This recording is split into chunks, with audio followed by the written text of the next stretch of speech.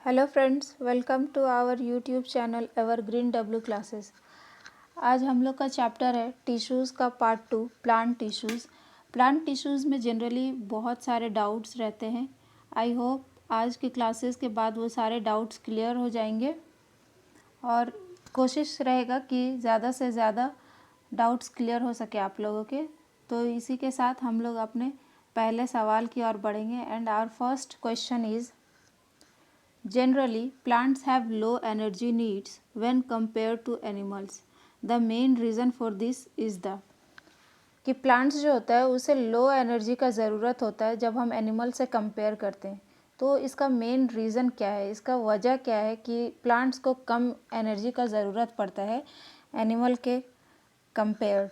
तो क्या होगा, देखते हैं इसका आंसर क्या होता है कि presence of large proportion of dead cells in the tissues. तो ये तो सही है कि ये जो डेड सेल्स होता है कि प्लांट सेल्स में ज़्यादा पाए जाते हैं। तो इसके वजह से अगर ज़्यादा से ज़्यादा डेड सेल्स होंगे तो इस वजह से क्या होता है कि यहाँ पे एनर्जी उसे कम ज़रूरत पड़ता है। तो ये हमारा हो जाएगा, ये तो सही है। And another option is absence of mobility, कि इसमें जो होता है प्लांट्स में मूवमेंट नहीं होता, एब्सेंस रहता है। तो ये भी एक वजह है कि अगर मूवमेंट के लिए ज़्यादा से ज़्यादा एनर्जी का ज़रूरत होता है, अगर मूवमेंट ही ना हो, एक जगह से दूसरे जगह जाना ही ना पड़े, तो फिर तो उसमें एनर्जी कम लगेगा। तो ये भी आंसर सही है। Option C is plant synthesise their own food. तो ये कोई रीज़न नहीं है कि एनर्जी लो का ज़रूरत क्यों होता है। And plants release O2 during respiration. तो ये भी रीज़न नहीं है। तो इसका आंसर क्या हो जाएगा, A and B is the correct answer. तो option A is the correct answer. अब हम नेक्स्ट क्वेश्चन की ओर बढ़ेंगे and our next question is there are mainly 2 types of plant tissue. तो बोला जा रहा है कि 2 तरह का प्लांट टिश्यू होता है, तो इनमें से कौन कौन सा होता है। तो इसका आंसर के लिए हम लोग थोड़ा सा प्लांट टिश्यू के बारे में जान लेते हैं। उसके बाद आई होप आप खुद ही ये सारे सवाल कर लेंगे। तो हम लोग थोड़ा सा डिस्कशन कर लेते हैं प्लांट टिश्यू के बारे में कि प्लांट टिश्यू क्या है।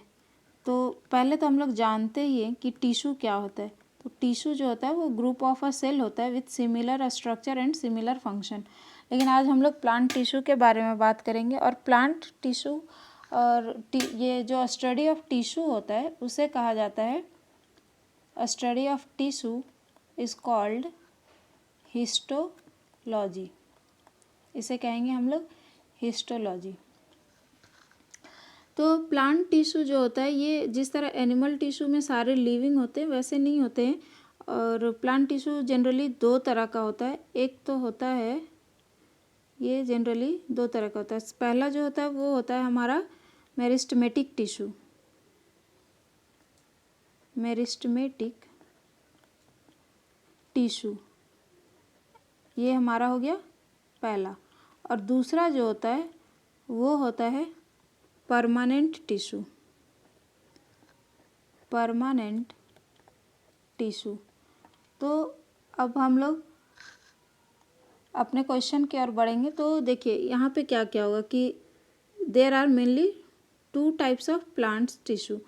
तो कौन कौन सा हो जाएगा, एक तो हो जाएगा मेरिस्टेम टिश्यू और एक हो जाएगा परमानेंट टिश्यू। तो हमारा जो राइट आंसर हो जाएगा वो हो जाएगा option C is a correct answer. अब हम अपने नेक्स्ट क्वेश्चन की ओर मूव करेंगे कि which tissue is found in the root tip और शूट टिप। कि रूट टिप और शूट टिप में कौन सा टिश्यू पाया जाता है। रूट टिप और शूट टिप में कौन सा टिश्यू पाया जाता है। ऑप्शन है हमारा सीव ट्यूब, ऑप्शन बी जो है वो है sclerenchyma, option C is a phloem tissue and option D is meristem tissue. तो मेरिस्टेम टिश्यू जो होता है हमारा, मेरिस्टेम टिश्यू,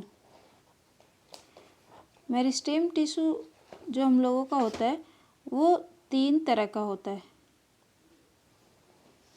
मेरिस्टेम टिश्यू जो होता है वो 3 तरह का होता है। एक होता है एपिकल मेरिस्टेम और दूसरा जो हमारा होता है वो होता है inter calorie meristem and third one is lateral meristem. तो सवाल ये उठता है कि आखिर मेरिस्टेम कहते किसे हैं, कि मेरिस्टेमेटिक टिश्यू होता क्या है।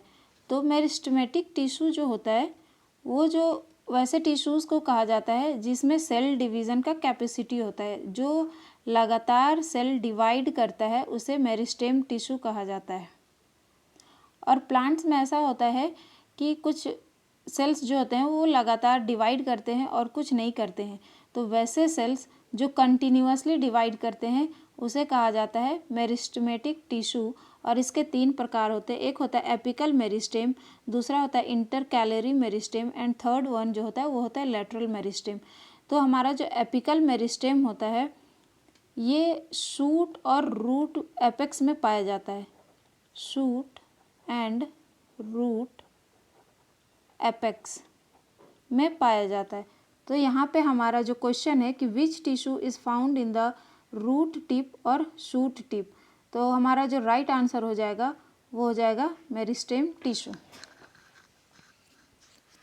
आई होप आप लोगों को ये क्लियर हो रहा होगा।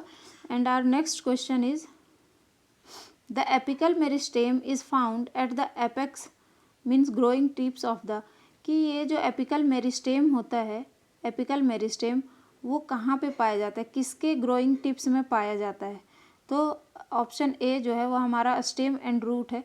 तो ये जो ऑप्शन है यही हमारा राइट आंसर है, क्योंकि अभी हम लोगों ने देखा कि जो स्टेम और रूट दोनों का जो एपिकल होता है वहाँ पे हमारा एपिकल मेरिस्टेम पाया जाता है। जैसे कि अगर हम लोग इसका स्ट्रक्चर देखना चाहें मेरिस्टेमेटिक टिश्यू का, तो कुछ इस तरह से स्ट्रक्चर होता है इसका।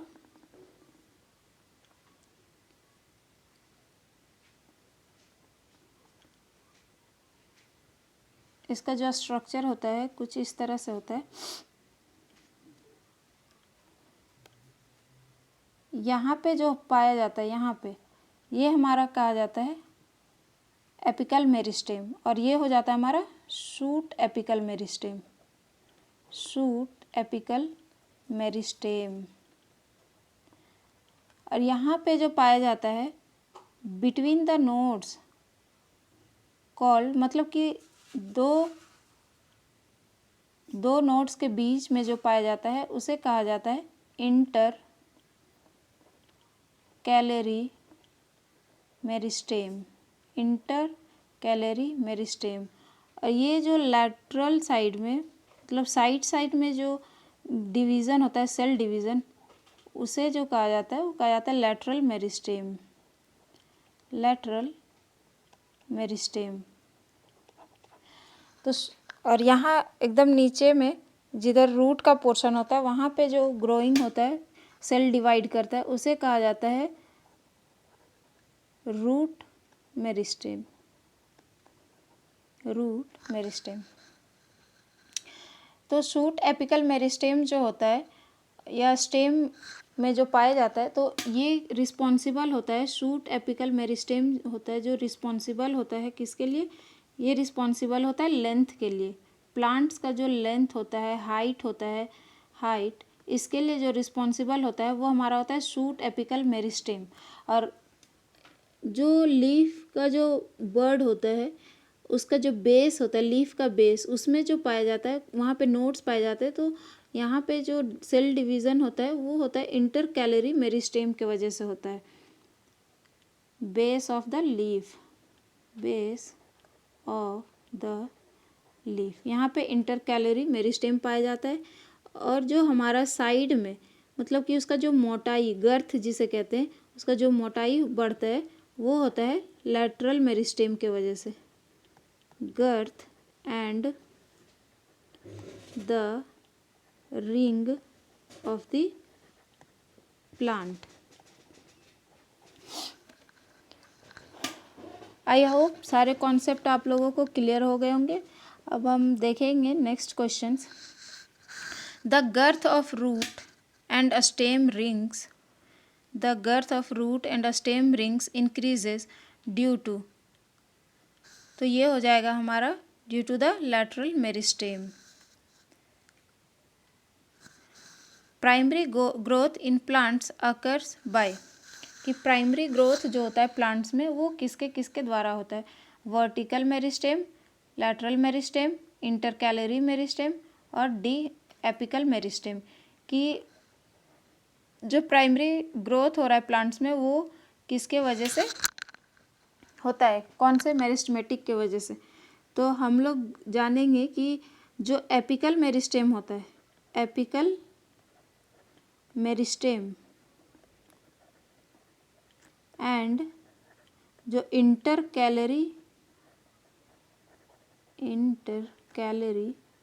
मेरिस्टेम जो होता है, ये क्या होता है, एपिकल मेरिस्टेम एक तो लेंथ के लिए रिस्पॉन्सिबल है और इंटरकैलरी भी जो पाया जाता है वो लीफ के बेस में नोड्स के लिए। तो इन दोनों को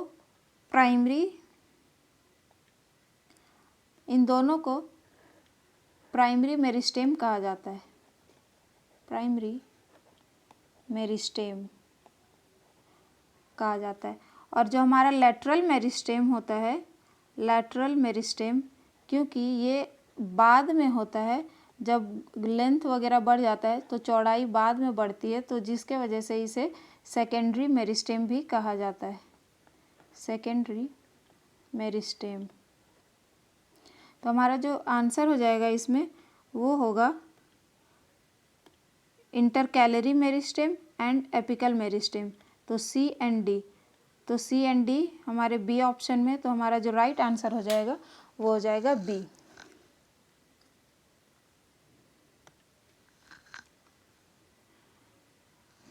अगर सेशन पसंद आ रहा हो तो लाइक करें और चैनल को सब्सक्राइब भी करें। क्वेश्चन है, which of the following plant tissues is capable of cell division, कि इनमें से कौन सा प्लांट टिश्यू है जो सेल डिवीज़न के लिए कैपेबल है। ऑप्शन ए है parenchyma, option B xylem, option C is meristem and option D is sclerenchyma. तो इसका जो आंसर हो जाएगा वो हो जाएगा मेरिस्टेम, क्योंकि मेरिस्टेम में ही है जिसमें सेल डिवीज़न पॉसिबल है। Next question is intercalary meristem is found, intercalary meristem जो है वो कहाँ पाया जाता है, at the growing tips of stems, at the growing tips of roots, at the base of the leaves and at the growing tips of leaves.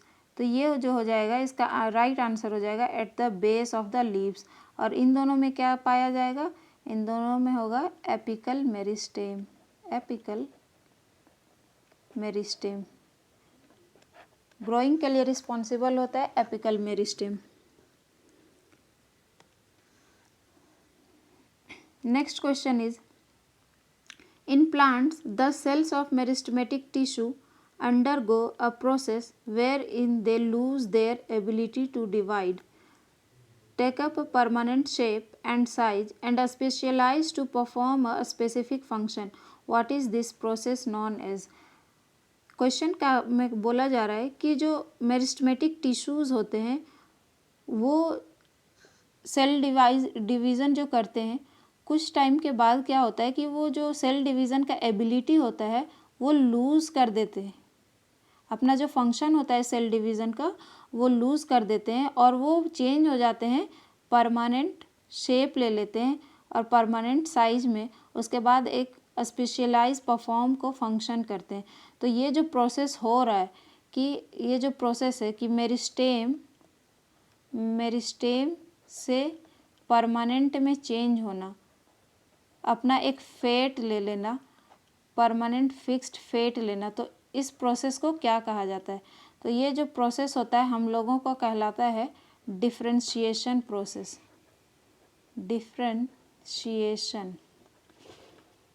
Differentiation process होता है। तो हमारा जो राइट आंसर हो जाएगा वो हो जाएगा differentiation. Next question is, meristematic tissue take up a specific role and lose their ability to divide and then form है, कि मेरिस्टेमेटिक टिश्यू जो होता है वो एक स्पेसिफिक रोल ले लेता है और अपना जो डिवाइड का एबिलिटी होता है उसे लूज़ कर देता है, उसके बाद वो क्या बनाता है। तो अभी हम लोग जाने कि जब वो मेरिस्टेमेटिक टिश्यू जो है वो जब अपना सेल डिवीज़न का कैपेसिटी को लूज़ कर देता है, lose their cell division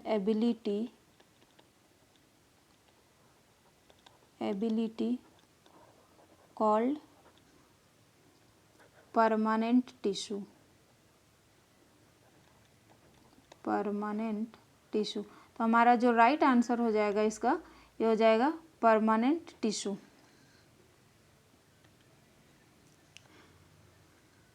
sales of dash tissue make division to form different types of permanent tissue, कि वो कौन सा टिश्यू है जो डिवीज़न करने के बाद वो अलग अलग टाइप का परमानेंट टिश्यू बनाता है।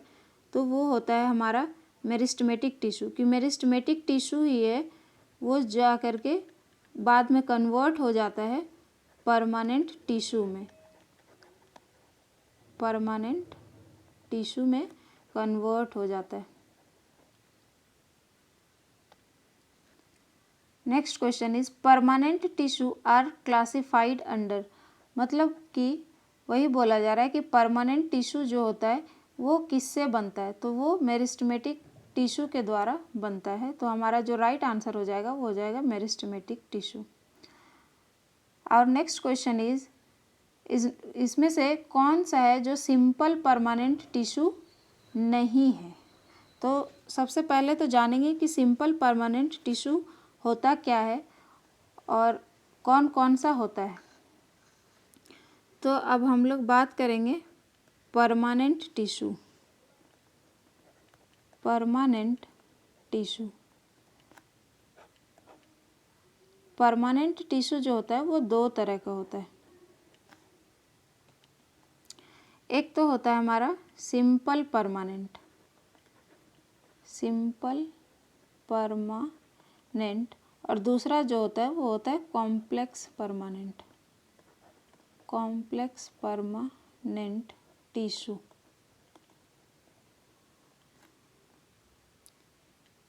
सिंपल परमानेंट फिर तीन तरह का होता है, और सिंपल परमानेंट वैसे टिश्यू को कहा जाता है जो सारे एक तरह के टिश्यू, सेम टिश्यू के बने होते हैं, सेम काइंड ऑफ सेल्स से मिल के जो टिश्यू बना होता है वो होता है सिंपल परमानेंट। तो इसके तीन टाइप होते हैं। एक होता है पैरेन्काइमा, पैरेन्काइमा, दूसरा होता है कोलेनकाइमा, कोलेनकाइमा, एंड तीसरा होता है sclerenchyma.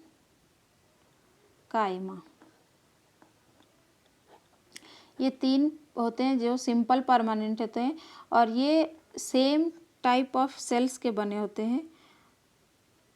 Tissue is made up from same kind of cells, same kind of cells। और जो कॉम्प्लेक्स परमानेंट होता है ये क्या होता है, ये अलग अलग सेल्स, अलग अलग टाइप के सेल्स होते हैं और ये मिल के टिश्यू बनाते हैं और फिर ये एक फंक्शन को परफॉर्म करते हैं। अलग अलग सेल्स, अलग अलग टाइप का टिश्यूज़ मिलके एक फंक्शन को परफॉर्म करते हैं, उसे कॉम्प्लेक्स परमानेंट टिश्यू कहा जाता है। तो अभी हम लोग बात करेंगे, क्वेश्चन की ओर बढ़ेंगे और है कि इनमें से कौन सा जो है परमानेंट टिश्यू नहीं है। तो परमानेंट टिश्यू तो सिंपल परमानेंट टिश्यू स्क्लेरेनकाइमा है, पैरेन्काइमा है, कोलेनकाइमा है, लेकिन ये जो जाइलम है ये हमारा सिंपल परमानेंट टिश्यू में नहीं आता है। ये जाइलम जो एग्जाम्पल है वो है कॉम्प्लेक्स परमानेंट का, कॉम्प्लेक्स परमानेंट टिश्यू का एग्जाम्पल है ये जाइलम। तो हमारा जो राइट आंसर जो हो जाएगा हो जाएगा option D is a right answer. Option D is a right answer for this question. अब नेक्स्ट क्वेश्चन की ओर मूव करेंगे।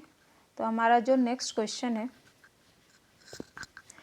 कि in which cells are loosely packed to provide large intercellular space. तो हमारा इसमें इसका फंक्शन समझेंगे कि ये किस सेल्स में पाया जाता है। Option A parenchyma, sclerenchyma, option C is tracheids and option D is collenchyma.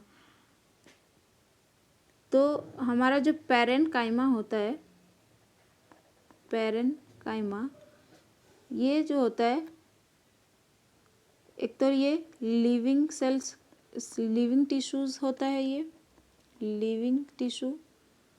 और पेरेन्काइमा जो होता है ये इसमें बहुत सारे इंटर सेलुलर स्पेस पाए जाते हैं, इंटर सेलुलर स्पेस। और इसका जो मेनली फंक्शन है वो है फूड स्टोरेज का, फूड स्टोरेज का। और ये जो पेरेन्काइमा है,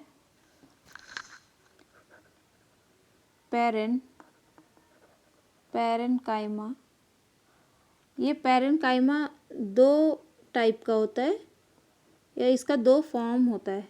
ये किसी किसी प्लांट में क्या होता है कि क्लोरोफिल कंसिस्ट करता है, chlorophyll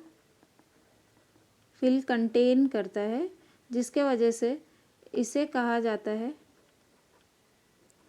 क्लोरेन्काइमा, क्लोरेन्काइमा। Those parenchyma whose consist chlorophyll is called chlorenchyma, and another one is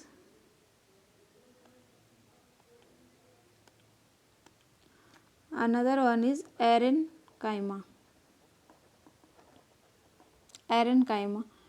ये जो होता है, क्या होता है कि ऐसे पेरेन्काइमा जो वाटर में पाए जाते हैं, इसमें बहुत ही ज़्यादा स्पेस पाए जाते हैं बायोन्सी प्रोवाइड करने के लिए, buoyancy providing tissue called एरेन्काइमा, called एरेन्काइमा। तो जो वाटर में पाए जाते हैं प्लांट्स, उनमें एरेन्काइमा के फॉर्म में पाया जाता है। तो अब हम अपने सवाल की ओर बढ़ेंगे कि वैसे सेल्स जो लूजली पैक्ड होते हैं और प्रोवाइड करवाते हैं लार्ज इंटरसेलुलर स्पेस, उन्हें क्या कहा जाएगा। तो उन्हें कहा जाएगा पेरेन्काइमा। तो हमारा जो राइट आंसर हो जाएगा वो होगा पेरेन्काइमा। कोलेन्काइमा जो होता है, कोलेन्काइमा जो हमारा होता है, ये भी लिविंग सेल्स का बना होता है, लिविंग सेल्स का बना होता है। इसमें बहुत ही कम इंटर सेलुलर स्पेस पाया जाता है, स्मॉल इंटर सेलुलर स्पेस। और प्लांट्स में जो फ्लेक्सिबिलिटी पाया जाता है वो कोलेन्काइमा की वजह से होता है, flexibility provide. For example tendrils, tendrils जो होते हैं इसमें कोलेन्काइमा पाया जाता है, जिसके वजह से इसमें फ्लेक्सिबिलिटी पाया जाता है और ये टूटता भी नहीं है। और ये हमारा तीसरे टाइप का सिंपल परमानेंट टिश्यू है जो है स्क्लेरेन्काइमा। स्क्लेरेन्काइमा जो होता है ये एक डेड सेल्स से ये टिश्यू बना हुआ होता है।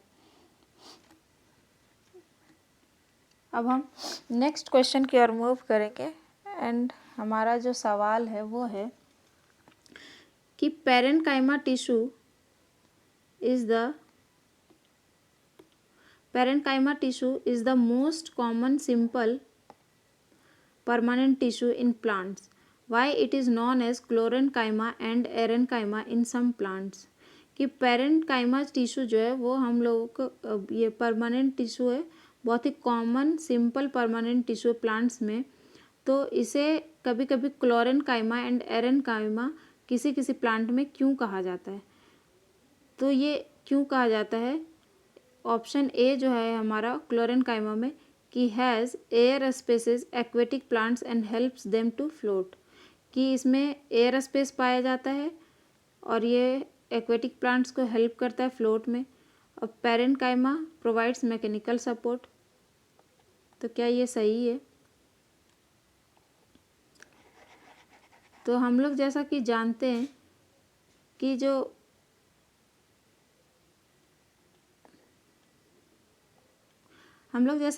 कि एरेन्काइमा में जो होता है, chlorenchyma has chlorophyll for photosynthesis and aerenchyma has air space aquatic plants and helps them to float. तो हमारा जो राइट आंसर हो जाएगा वो option B is a correct answer, क्योंकि क्लोरेन्काइमा क्लोरोफिल कंटेन करता है फॉर फोटोसिंथेसिस एंड एरेन्काइमा में एयर स्पेस पाया जाता है ताकि वाटर में ये फ्लोट कर सके, प्लांट बायोन्सी प्रोवाइड करवाने के लिए। तो हमारा जो राइट आंसर होगा वो option B is a right answer.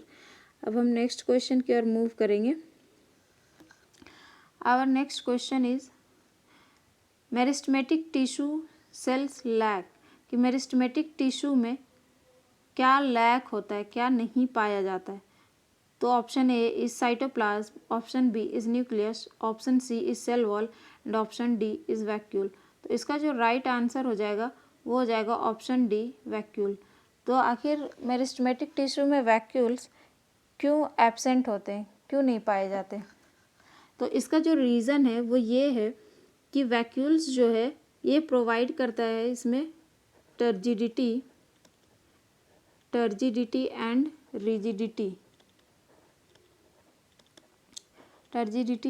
Rigidity, in cell.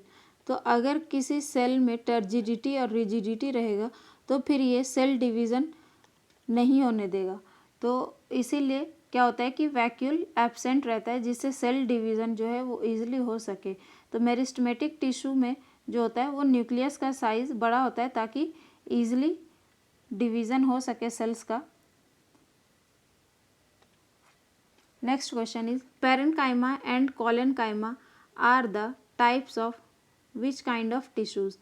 Parenchyma और कोलेन्काइमा जो है वो किसके टाइप्स हैं? वेस्कुलर टिश्यू के, मैकेनिकल टिश्यू के, सिंपल परमानेंट टिश्यू के, या नर्वस टिश्यू के। तो इसका जो राइट आंसर हो जाएगा वो होगा हमारा सिंपल परमानेंट के।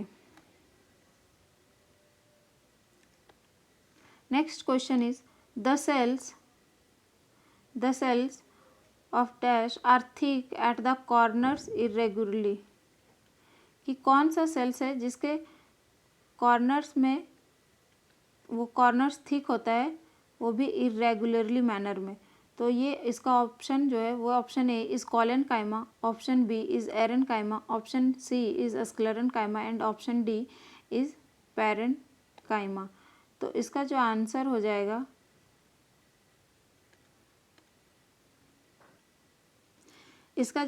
जाएगा वो हो जाएगा कोलेन्काइमा। कोलेन्काइमा में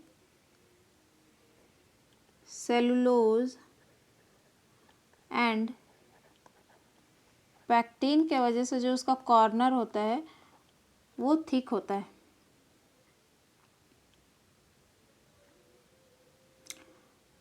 next question is the cells of the collenchyma tissue become thicker at the corner due to, कि जो कोलेन्काइमा टिश्यू है वो थिकर होता है कॉर्नर में किसके वजह से? तो वो उसका रीज़न जो है वो अभी हम लोग देखें कि सेलुलोज और पैक्टिन जो है इसके वजह से ये कॉर्नर इसका थिक होता है। कोलेन्काइमा का और भी जो फंक्शन है इसमें होता है कि लेस इंटरसेलुलर स्पेस होता है, ये फ्लेक्सिबिलिटी प्रोवाइड करवाता है, flexibility provide in plants. Next question is consist of relatively unspecialised cells with thin cell wall, कि इसमें से कौन सा है जिसमें सेल वॉल जो होता है वो थिन होता है, पतला सेल वॉल पाया जाता है। Option A is phloem, option B is parenchyma, option C is sclerenchyma, option D is collenchyma. तो हमारा जो राइट आंसर हो जाएगा वो हो जाएगा पैरेन्काइमा। इसमें जो सेल वॉल होता है वो थिन होता है। Next question is in which of the following tissue cells are alive, elongated and irregular at the corner, कि इनमें से कौन से टिश्यू हैं जिसके सेल्स अलाइव होते हैं, इलोंगेटेड होते हैं एंड इरेगुलर होते हैं कॉर्नर में। तो इसका जो राइट आंसर हो जाएगा वो हो जाएगा कॉलेनकाइमा। इसका जो कॉर्नर होता है कॉलेनकाइमा का वो इरेगुलर होता है, इसका सेल्स जो होता है वो अलाइव होता है और इलोंगेटेड होता है। पैरेन्काइमा जो है इसका भी जो सेल्स होता है वो लिविंग सेल्स होता है, लिविंग सेल्स।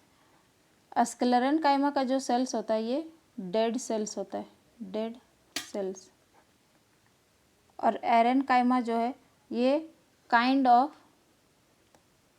ऑफ पैरेन्काइमा है जो प्लांट में रहने वाले वाटर्स में रहने वाले प्लांट्स में पाए जाते हैं। Next question is flexibility in plants is due to which tissue. जो प्लांट्स में फ्लेक्सिबिलिटी होता है वो किस टिश्यू के वजह से पाया जाता है, तो हमारा आंसर जो होगा वो होगा collenchyma. The tissue is composed of dead cell. कौन सा टिश्यू है जो डेड सेल से बना होता है, तो हमारा जो आंसर हो जाएगा वो होगा स्क्लेरेन्काइमा। स्क्लेरेन्काइमा ऐसा टिश्यू है जो कि डेड सेल से बना होता है। पैरेन्काइमा और कॉलेनकाइमा जो है ये दोनों लिविंग सेल्स के बने होते हैं, living cells. Next question is which tissues forms coconut husk, कि कौन सा टिश्यू है जो कोकोनट हस्क का फॉर्मेशन करता है। कोकोनट हस्क जो होता है वो कोकोनट का छिलका, बाहरी लेयर जो होता है उसे हस्क कहा जाता है। तो जो ये स्क्लेरेन्काइमा जो है ये फ्रूट्स एंड सीड्स का जो बाहरी कोटिंग होता है, कोट जो होता है इसमें जो रिजिडिटी एंड स्टिफनेस होता है, रिजिडिटी एंड स्टिफनेस जो होता है ये स्क्लेरेन्काइमा प्रोवाइड कराता है। तो जो कोकोनट हस्क में जो टिश्यू पाया जाता है वो होता है स्क्लेरेन्काइमा, स्क्लेरेन्काइमेटस टिश्यू पाया जाता है। Which permanent tissue makes a plant hard and stiff. कौन सा परमानेंट टिश्यू है जो प्लांट को हार्ड एंड स्टिफ बनाता है, तो ये होता है, और प्लांट को हार्ड और स्टिफ बनाता है जो डेड सेल से बना होता है। तो डेड सेल से हमारा कौन सा टिश्यू बना होता है, स्क्लेरेन्काइमा बना होता है। तो हमारा जो राइट आंसर होगा वो होगा sclerenchyma. Next question is the cell walls of sclerenchyma are thick due to the deposition of, कि जो स्क्लेरेन्काइमा का सेल वॉल है वो बहुत ही थिक होता है, तो वो किसके डिपोजिशन के वजह से होता है। इसमें कौन सा केमिकल पाया जाता है, जिसके कौन सा मटेरियल पाया जाता है जिसके वजह से स्क्लेरेन्काइमा थिक हो जाता है। तो हमारा आंसर जो हो जाएगा वो होगा लिग्निन। लिग्निन के प्रेजेंस के वजह से, उसके डिपोजिशन के वजह से सेल वॉल जो होता है थिक हो जाता है स्क्लेरेन्काइमा का। Next question is epidermis of desert plants has a thick waxy coating of. Epidermis क्या होता है, एपिडर्मिस जो है वो outer most layer is called epidermis. Outer most layer जो होता है प्लांट का वो कहलाता है एपिडर्मिस। और ये जो डेजर्ट प्लांट में होता है उसमें जो थिक वैक्सी कोटिंग होता है तो वो किस चीज़ का होता है, तो ये जो होता है वो क्यूटीन का होता है, जिसके वजह से आप डेजर्ट प्लांट्स देखे होंगे कि वो बहुत ही ज़्यादा थिक वैक्सी टाइप का कोटिंग होता है। तो वो उसमें क्या प्रेजेंट होता है, क्यूटीन। और एपिडर्मिस जो है, एपिडर्मिस टिश्यू ये सबसे आउटर मोस्ट लेयर होता है प्लांट्स का, और ये प्रोटेक्ट करता है बैक्टीरिया के, कोई भी जो बैक्टीरिया का अटैक होता है, बैक्टीरियल अटैक से प्रोटेक्ट करता है, एंड अदर जितना भी होता है उससे प्रोटेक्ट करता है। Next question is tissues that help in transport of materials in plants are called. कि वैसे टिश्यूज़ जो मटेरियल का ट्रांसपोर्ट करते हैं प्लांट्स में उन्हें क्या कहा जाता है। तो वो ground tissue, option B is vascular tissue, option C is dermal tissue, option D is meristem tissue. तो हमारा जो राइट आंसर होगा वो होगा वस्कुलर टिश्यू। और वस्कुलर टिश्यू जो बना होता है वो दो कॉम्प्लेक्स परमानेंट टिश्यू से बना होता है। पहला है जो है वो है जाइलम, दूसरा जो है वो है फ्लोएम। इन दोनों के कॉम्बिनेशन को कहा जाता है वस्कुलर टिश्यू और वस्कुलर बंडल। तो जाइलम जो है ये हमारा रिस्पॉन्सिबल होता है वाटर ट्रांसपोर्ट के लिए, वाटर ट्रांसपोर्ट, और फ्लोएम जो रिस्पॉन्सिबल होता है वो होता है फूड ट्रांसपोर्ट के लिए, फूड ट्रांसपोर्ट। तो यहाँ पे बोला जा रहा है कि कौन वैसे टिश्यू जो हेल्प करते हैं ट्रांसपोर्ट ऑफ मटेरियल में, तो हो जाएंगे वस्कुलर टिश्यू। तो हमारा जो राइट आंसर हो जाएगा वो होगा ऑप्शन बी। नेक्स्ट क्वेश्चन है कि विच of the following tissue pair constitute a vascular bundle, कि कौन से टिश्यू पेयर्स हैं जो मिला करके वस्कुलर बंडल बनते हैं। तो अभी हम लोग देखें कि जाइलम और फ्लोएम जो होते हैं ये मिला करके वस्कुलर बंडल का फॉर्मेशन करते हैं, वस्कुलर बंडल।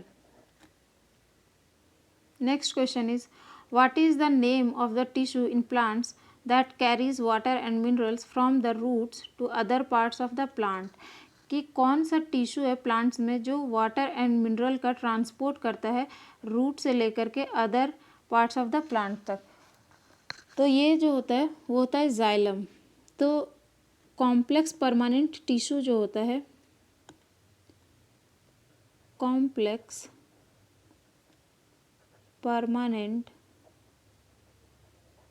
परमानेंट टिश्यू ये हमारा दो तरह का होता है, एक तो होता है जाइलम और एक होता है फ्लोएम। जाइलम जो है ये रिस्पॉन्सिबल होता है, responsible for water transport and mineral transport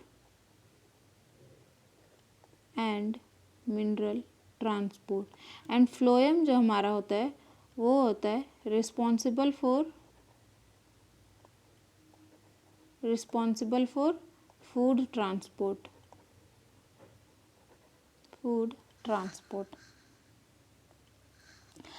अब बात करते हैं जाइलम का। तो जाइलम जो होता है इसे कॉम्प्लेक्स परमानेंट टिश्यू क्यों कहा जाता है, क्योंकि कॉम्प्लेक्स परमानेंट टिश्यू में क्या होता है कि बहुत सारे अलग अलग तरह के सेल्स मिल करके, अलग अलग तरह के टिश्यूज़ एक साथ मिल करके सिमिलर फंक्शन को परफॉर्म करते हैं। तो इसका जो पार्ट्स है जाइलम का, जाइलम जो कंसिस्ट करता है वो सबसे पहला पार्ट्स है ट्रैकीड्स, फिर होता है वेसल्स, थर्ड वन जो होता है वो होता है xylem parenchyma, and fourth one जो होता है वो होता है जाइलम फाइबर्स।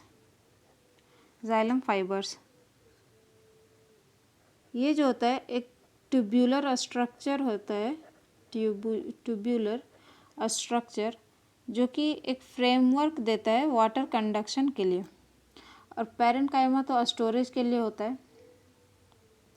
तो जाइलम और फ्लोएम दोनों को मिला करके कंडक्टिंग टिश्यू भी कहा जाता है, conducting tissue.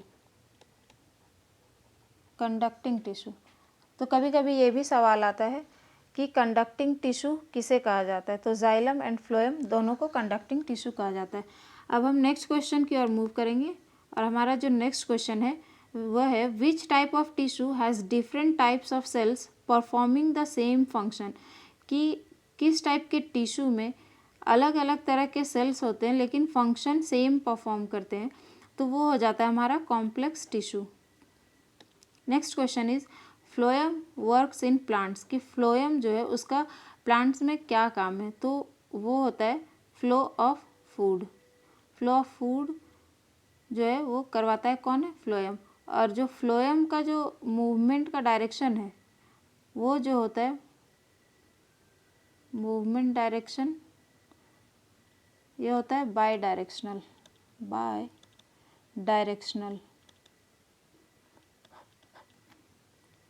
Next question is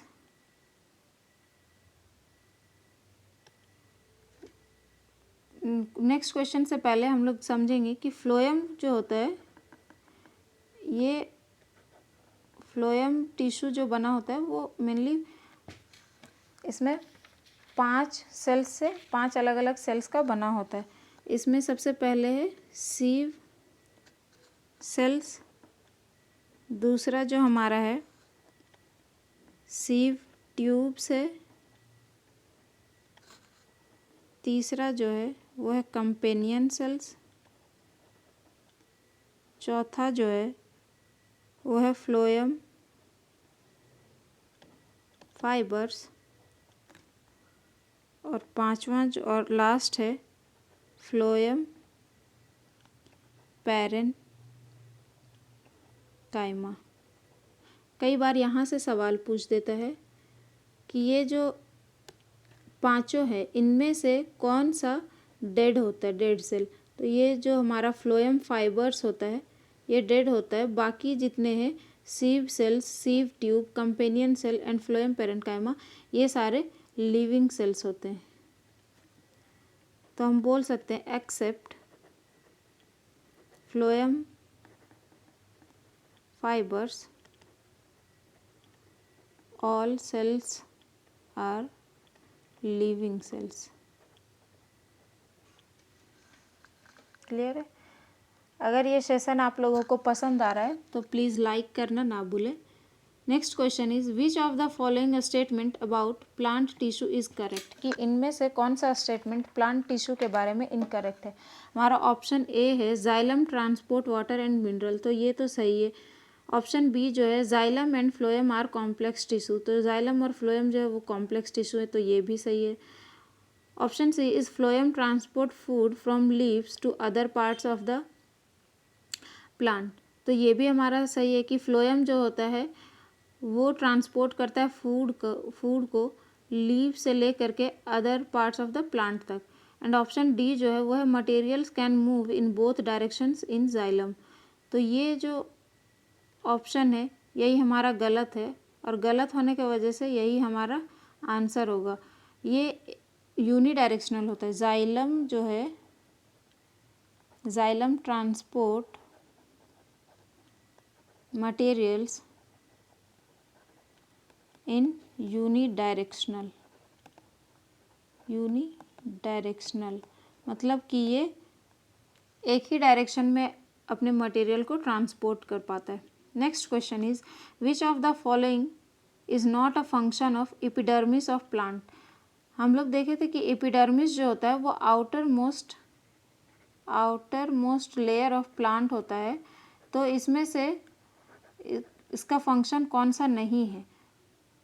providing protection, तो प्रोवाइडिंग प्रोटेक्शन तो है। Formation of insulation stationary air layer with the help of hair, ये भी है। रेगुलेशन ऑफ ट्रांसपिरेशन, ये भी है। तो ऑप्शन डी जो है वो है परफॉर्मिंग फोटोसिंथेसिस, तो ये जो ऑप्शन है परफॉर्मिंग फोटोसिंथेसिस यही हमारा नहीं होगा, ये एपिडर्मिस का फंक्शन नहीं है।